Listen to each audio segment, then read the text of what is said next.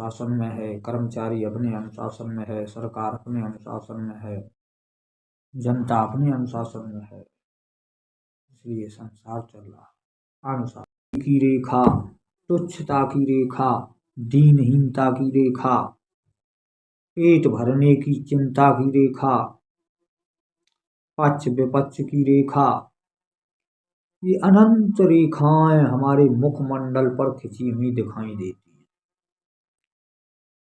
और ये गोविंद भगवान की भय, भय अनुशासन है। भय से ही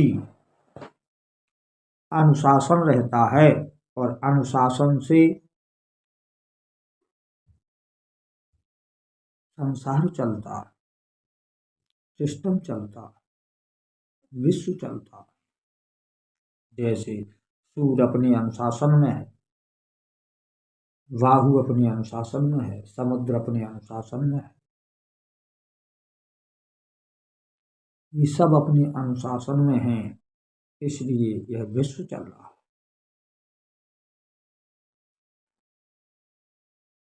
अधिकारी अपने अनुशासन में है, कर्मचारी अपने अनुशासन में है, सरकार अपने अनुशासन में है, जनता अपने अनुशासन में है, इसलिए संसार चल रहा है। अनुशासन, और यह अनुशासन का मुख्य कारण भय है। यदि भय नहीं रहेगा अधिकारी का कर्मचारी को, तो वो अनुशासन का पालन नहीं करेगा। यदि पिता का भय नहीं है पुत्र को, तो अनुशासन नहीं करेगा। शिष्य को भय नहीं है गुरु का, तो अनुशासन नहीं करेगा। इसलिए भय का होना अनिवार्य है। पर किस प्रकार का भय, कैसा भय? भय अनिवार्य है अनुशासन के लिए, पर भय सबसे बड़ा शत्रु भी है और मित्र भी है। यहाँ समझना यही है कि भय हमारा शत्रु किस प्रकार है और मित्र किस प्रकार है। जब हम भयभीत हैं तो दुखी है, भय दुख का कारण है। चिंता की रेखाएं, जीवन मरण की दुख की रेखाएं, गरीबी की रेखा, तुच्छता की रेखा, दीनहीनता की रेखा, पेट भरने की चिंता की रेखा, पक्ष विपक्ष की रेखा, ये अनंत रेखाएं हमारे मुखमंडल पर खिंची हुई दिखाई देती हैं।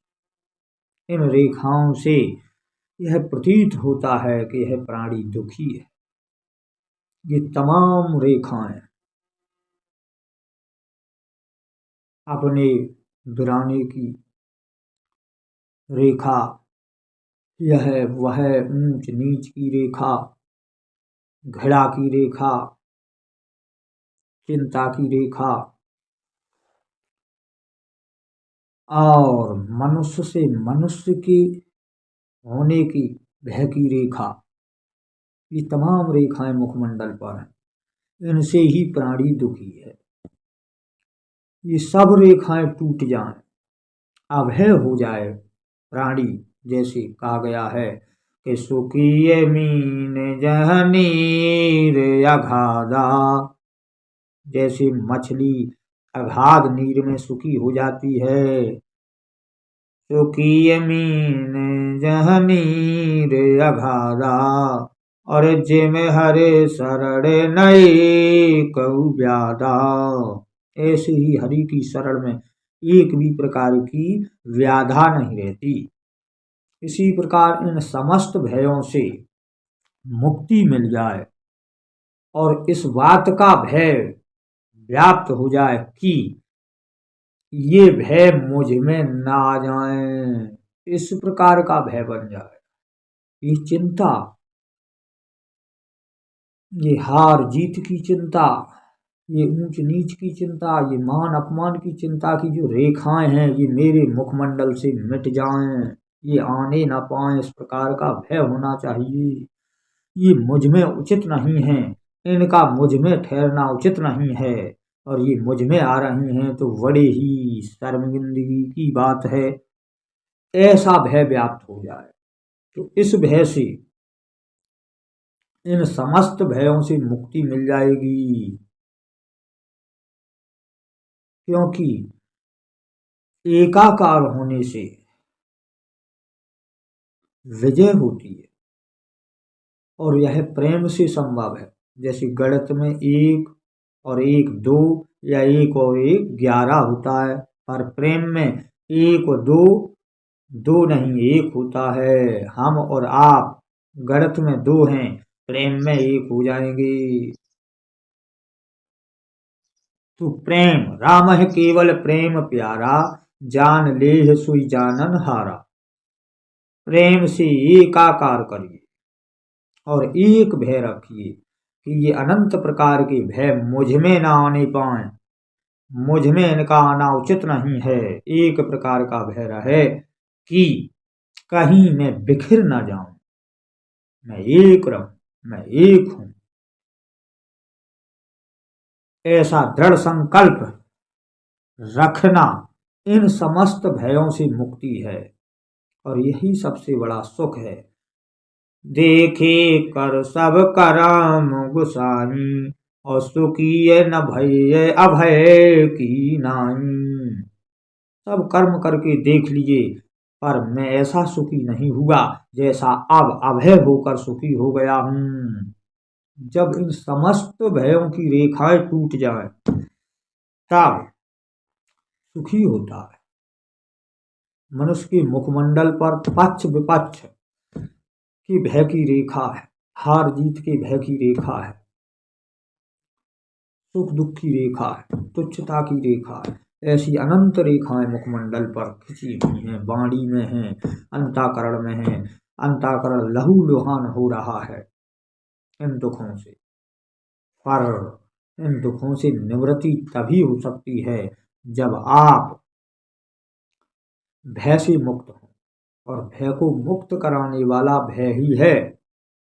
आप भय मानिए उस सर्वेश्वर का, आप भय मानिए उस सर्वात्मा का, भय मानिए परमेश्वर का, तो निसंदेह ये समस्त भय जाते रहे। क्योंकि जो परमेश्वर से भयभीत होता है वह संसार में निर्भय होता है, और जो संसार से भयभीत है वह परमेश्वर से अभय है, और जो परमेश्वर से अभय है वही चिंता और दुख की रेखाओं में दुखी है। उसके मुखमंडल पे अनंत चिंताओं की रेखा है, और जो ईश्वर से भय मानकर ईश्वर का भजन करता है उसके मुखमंडल पर आनंद की रेखा, आनंद की झलक प्रत्यक्ष दिखाई देती है। वह आनंद मग्न रहता है, उसे किसी प्रकार का भय नहीं सताता। मात्र एक ही भय है कि मेरा करतार न रूठे, मेरा यह तार न टूटे, मेरा यह तार टूट न जाए, मेरा करतार मुझसे रूठ न जाए। यही मात्र भय रहता है, और इस भय से समस्त भयों का निवारण हो जाता है।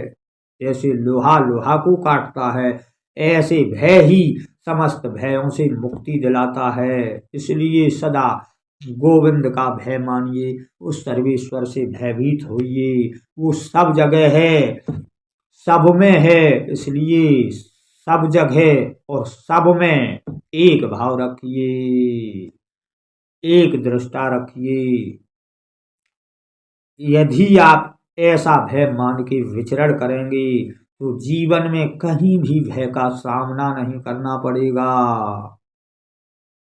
यही इस प्रसंग का रहस्य है। इसलिए ईश्वर से भयभीत होने वाला आनंद का भागी होता है। जो ईश्वर से भयभीत नहीं है वो जीवन पर्यंत हर जगह हर घड़ी, यानी कि स्वप्न में भी भयभीत स्वप्न देखता है। इसलिए अभय होइए, ईश्वर गुणगान कीजिए।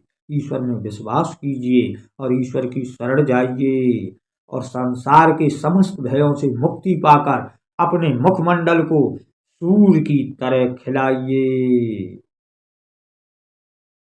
बोलिए गोविंद भगवान की जय। जय जय श्री राधे श्यामा श्याम।